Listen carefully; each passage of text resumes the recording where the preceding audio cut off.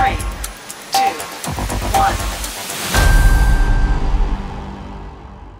What's up, guys? Brent, quick question. When we go to hire employees, what's something about them that shows that they're capable of doing what we do? How do you analyze someone to see if they're capable of doing the job that we have for them? Man, that's a good question. So I think after years of hiring and all that, you learn because you get so excited when you're hiring somebody. At least it feels good.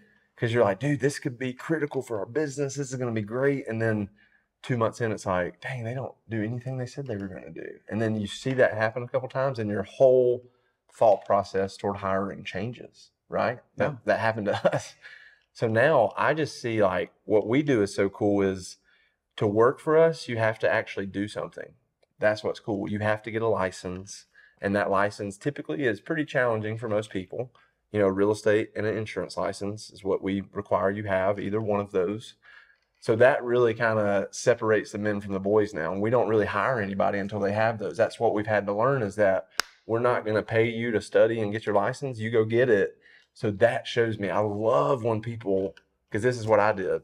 I got the opportunity. Somebody said, I'll hire you if you get your license. And like 4 weeks later, I showed up with my license and he was like, whoa. Yeah. So when people do that for us, it fires me up. So I think the tenacity in the beginning is what I like to see now looking back. Yeah, and filtering them because, I mean, if they, skin in the game is a really commonly used term, but it's like if they put their effort and time and energy into getting the license, it's basically like a filtering process where now we know they're capable and they want to become an insurance agent or a real estate agent. We know they're ready. That's exactly right. So and then the process continues because then once you get the license, that's just the first step. Exactly. A lot of people think, oh, dude, I'm good. And now I just got to make one Facebook post and my phone's going to ring forever.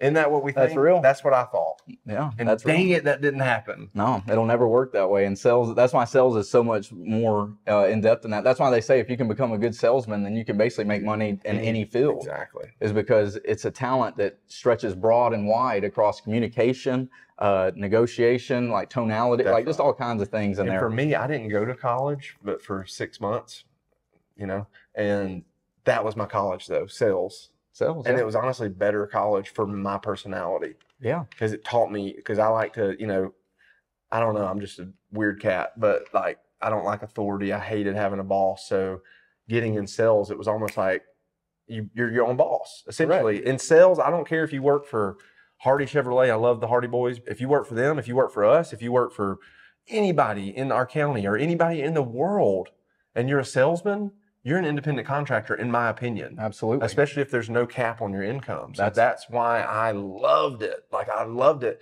And this question we're asking, are you capable? I didn't know going into it, man, because I was not very educated. I was not very smart. So I had to like work hard. So it's cool to reflect on that because I didn't know if I was capable in the beginning. Just like you even went to college. Yeah, absolutely. I went to college, and when I was in college, I served as a bartender and a server at La Casina in Dallas. Like, Shout out La Casina. Yeah, dude, I still rip that place. And I went there this week. I see people. Last week. I still see people out in public that I like saw there. And still work now. I have long hair, and they probably don't even know who I am. But every time we go, you like know everybody that works there still. Some of them are still there, so shout out that place. It was a good spot for me in college. I worked retail, and then I worked in restaurants, and both of those helped me learn how to communicate better with people. I heard being a bartender is one of the best like sales gigs, like to project you into sales. It was basically a building rapport session. Like by the time somebody came in, I knew what they did for work. I knew how many kids they had. I knew like what they were doing at the bar that day. I knew like what was going on because they, you know, some people just sit there for 30 minutes to an hour. Somebody to talk to. They would just sit. So, but when it comes to answering the question, are you capable? Especially, I wanted to talk about hiring people because like that's what we have to look at on a day-to-day basis. But the first thing about being capable, the first thing you have to do is believe that you are. Oh yeah. The first thing you have to do, like when you went to get that real estate license and you showed up 4 weeks later and you started working and started taking control and like earning your own income and being that guy, you had to believe first that you could get the license. That's exactly right. You had to believe first that you could be a salesman. And even sometimes, like I know for me, I have way too much belief in myself and it's almost ignorance. Like, yeah, I can be a real estate agent. Dude, I had no idea what I was getting into because I think college was cool that you got to, that hopefully made you a little bit more capable. I wish college would have been a reality for me from like I I could have just went and chilled and not had to worry about having a job because I just Yeah. couldn't manage both. But I'm saying I wasn't sure. I really wasn't capable, but the hard work, the tenacity that I said in the beginning is what got me through, because it was basically sink or swim. And that's everything that I do. It's like, I just jump in. Yeah. And absolutely. that's what I did when I was a kid. My dad tells a story. We had a pool in our backyard, and one day he just looks in the backyard. I'm like 2, and I'm just in the pool. I just jumped in trying to figure out how to swim. I don't remember it clearly, but my dad had to like clear the fence and save my life. And I've lived my life that way since I was 2. Just go. You can attest to it as a business partner. Yeah. Sometimes I got to make you put on some floaties. Sometimes you got to jump in and pull me out like my dad did. Sometimes, bro, we get that rope attached, and sometimes I'll be in there too. That's right. So, but basically, going back to being capable, though, there was a moment for me, because once I got done with college, I basically sat down and wrote a list of everything that I thought that interested me and everything I thought I was basically capable of at that time. And one thing I wrote down was sales. And so I started working for a State Farm agent, and I worked there for like 3 years. And in that first 6 months process, you know, sales, every time you start off in sales, man, you got to build your funnel, and it takes time. And that was my first time being a salesman. So once it took longer than I expected to start having the income roll in and the funnel built and the referrals coming in and all that, you know, I started looking at other jobs straight up. And, you know, we were about 6 months into me working there, and he basically opened that agency with me and 2 other people. And so we're 6 months into him opening his business, because now you can relate to this feeling. And, you know, me and Bruce, this other guy, are the only 2 people in there selling stuff, and we have pretty good numbers and everything. And, you know, I sit him down and I'm like, hey, I know we're 6 months in, but I've been looking at other jobs, and I'm thinking about quitting just to go I was going to sell like a different kind of like truck parts or something. Mm-hmm. And I sat him down, and, you know, that was the day I asked him, I said, look, man, I'm cool with like trying as hard as I can, because that's what I do when I go into something. I just try really as hard as I can, whether it's like work or being on a sports team or being like in your marriage, whatever. And so he sat me down and he said, you know, you're more than capable. Like, you're 6 months in, and let's go. He's like, you're 6 months in, and you have everything that somebody would need to succeed at this. And I was like, man, you know, that changed my whole life, because somebody else showed confidence in you. Correct. He encouraged me, but also he gave me a strategy to use to like further myself in my career. And so after he said that, man, I put my seatbelt on and I locked in. I love that. And that's very similar to the Preston scenario that I had. You know, Preston was a huge mentor in my life, and I definitely would not be sitting here if it wasn't for him. And he basically, I was so shocked that day on the back porch, and it might have been the weekend that me and Ryan met, which is what's weird, but I was just so shocked on the back porch that day when he was like, yeah, I'll hire you if you get your license. Yeah. I was like, as a 22-year-old kid, you're like, what? Yeah. Okay, let's do it. Like, and I this is looked up to real. him. He was like he coached me in basketball when I was in middle school. So he was always somebody that I looked up to. So just to have that opportunity was something that I was at the same time just like blown away. And you took advantage. And then what I realized is he was just giving me an opportunity, and I could have sank or swim. And what he did was he gave me leads and said, go call them. And if I wouldn't have called them, I wouldn't be sitting here today. But I went in there and I just called them, and I would literally go upstairs at Dayco. We were working in the second building at Dayco, where that was my first job ever, which it was crazy. It was full circle. I would get somebody on the phone that actually wanted to see a house, and I had no idea what to do. And I would just run down there to his office and be like, hey, dude, what do I do now? And he's like, this. Yeah. And then I got somebody that actually wanted to buy one, and I came running to him, what do I do now? This.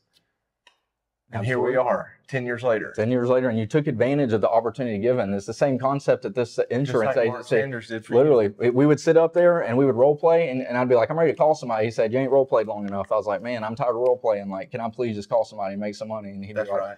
no, I'll sit down. But what we did was we took, I don't know how you felt about sales before you got into it, but when I got done with college, I was basically ready to go into sales, because I had already spent years in retail and doing the bartending. And I just knew that if I was going to make money doing something, like, why not use my mind Exactly. and my brain and my words and my communication to do it?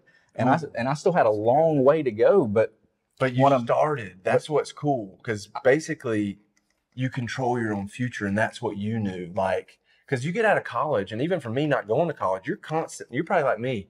I was looking at different jobs like almost every week. Like, oh, dude, you can be a lineman and make like $100,000 a year. Oh, you can be a plumber and make this. Oh, you can be a funeral home director and make this. Like, I was always searching for something that was going to pay me 6 figures, because I just thought as a 22-year-old or 21-year-old kid, You get 6 figures and you're rich. Oh yeah, that's what you think. But did you feel the same way after college of like, what can give me a good salary? And you're like, I'm open. I'll do whatever as long as it pays me enough. Honestly, as soon as I graduated, I really felt like I just couldn't do, like I basically earned that degree and I just couldn't do the restaurants anymore. It was basically like, it was almost like a mental push. Like I just could not work there. Your degree anymore. was in what? I majored in sports management. Like my degree has nothing to do with, like it was the business side of sports. I wanted to be a sports broadcaster. And now I just sit in here and we kind of do the same thing, except we don't even talk about Tom Brady and Matt Ryan. Like I'm good on that. That's pretty cool. No wonder you're so good at this. So I've started practicing younger, but it's something I always had confidence in. But anyways, what we both did at the end of those jobs or at the beginning of those jobs was we believed that we were capable, and then we used our skills that we had built. That's right. To acquire more skills. Mistakes. Oh my gosh, how many mistakes! We made a lot of mistakes, dude. We have guys in our office that make mistakes, and you know they'll get emotional, and I'm just like, I get excited because I know that they're about to like go past their threshold. Their pain tolerance is going up. What good education mistakes are. So what if someone's having a hard time believing they're capable? If you're having a hard time believing you're capable, you just got to keep putting one foot front in the other. A pastor this week, or I was listening to Stephen Furtick this weekend. He did like a really cool sermon, and he was talking how your word is a lamp upon my feet, something to that regard, that saying. And he said, God doesn't give him like a spotlight to see 5 miles down the road. He said, he doesn't even give me like headlights to see like half a mile in the road. He gives me a headlight that I can see one step before me, and I can avoid potholes, and I can do that, but I don't get to see like the full picture. That's real. So why did I bring that up? Are you capable? Yes, but you have to take it one step at a time. It took me a long time to get to the point in even my career where I could be successful, and it didn't come instantly. Mm-hmm. But every day I just kept making phone calls, kept showing houses, kept doing this, kept posting on Facebook. And eventually I got a house under contract, and it was like, oh my gosh. And then I just kept doing. I didn't even have time to look up and see 5 years down the road because I was so focused on one step at a time. So I think to answer the question, you have to just start taking one step at a time and just believe in yourself and just give it your all. And if someone doesn't believe in themselves too, on top of that, first off, great scripture reference. Another with that is, you know, the scripture with the talents. The talents, they basically, you know, the Lord, I don't know what to call him in this setting, but he gives them all talents. Yeah. One gets 10, one gets 5, one gets 1. The guy with 10 goes and gets 10 more. The guy with 5 goes and gets 5 more. The guy with 1 buries it. And he basically says, like, you're going to get blessed based on what you do with what I give you. Like the talent that I give you, the ability I give you, you're going to get judged or looked at based on how you use that. So if you're someone who is equipped and has like ability, then you need to try to help others gain that ability too when it comes to their capability. Like if you're a leader and you have people around you, you need them to believe they are capable. And what's so cool about this day and age, and me and Alex, when we first met, I wish we might have to do a reenactment of it one day. But the day in my house. Oh, okay. When you walked in and just like go to my bookcase, and then we talk about Jesus, and then we're best friends in like 30 minutes. It was the weirdest feeling ever. And that relationship has just been so beneficial. And like I had peace. I don't know if he did, but he said yes. So I guess he had a little bit of peace, but it was like, it was a couple months later. We met. Yeah. We met, and then it was like, boom, we're in business together, and we're basically married, doing life together. But like in that moment, we had so much in common because we were kind of both self-made to that degree where we both read a lot of books, and we both watched a lot of this. We watched a lot of the same people.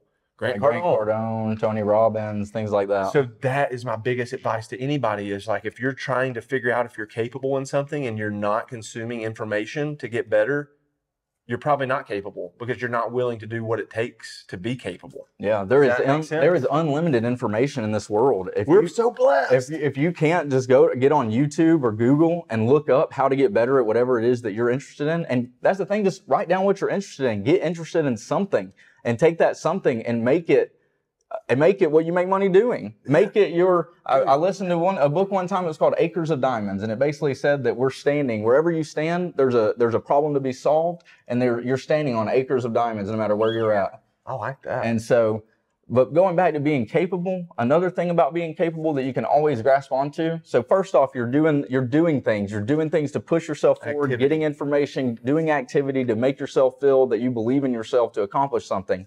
And then there's also always looking back and seeing how far you've come. Ooh. Dude, if I look back 5 years ago to now, if I were to look back and see the process, I do it all the time. I reflect on this. Like sometimes I do it for a week. Sometimes I look back at years. But every time I look back, I see how much I've learned and how far I've come. You know, before, like, we didn't have any children. Now I'm a dad and everything. So when I see these things and the growth in my marriage and in my relationship with God, and then also just knowing how to be a dad at this point, it's always something that makes me know and helps me build confidence. It helps me know that I'm capable. And so another part of that also too is integrity. Good stuff, integrity. If you always are doing the integral thing, doing the right thing, doing the thing that you should do, even when no one's looking, eventually you will find success and you will realize that you are capable. That integrity will give you capacity. So all actions will always speak. So get up and get moving. And it's amazing how much more confident of a business owner I am because we just like became business owners. That's right. It's amazing how much more confident of a husband I am by just being married longer. Dude, you just get in the pool and start swimming, and eventually you get better at swimming. Yeah. And like, whatever that is, like it's like a deer when it's born. You ever seen a deer walk when it's born? They like can't, but then like 2 minutes later they're like running. It's like, what the heck just happened? But business takes way longer. Yeah. And we were like a deer on ice for like 3 years, and now everything it's tenacity again, going back to being capable. It's like, I love this topic so much because this is a question you should ask yourself every day. Mm-hmm. Am I capable today? And for me, where you got to get your mind to is like, I'm capable because of Jesus Christ. For me, that's what I have to do. But then it's like, I'm just going to do my best work I can today. And you have to, again, going back to our topic kind of last week, take it one day at a time with big goals, bring it back down to one day at a time.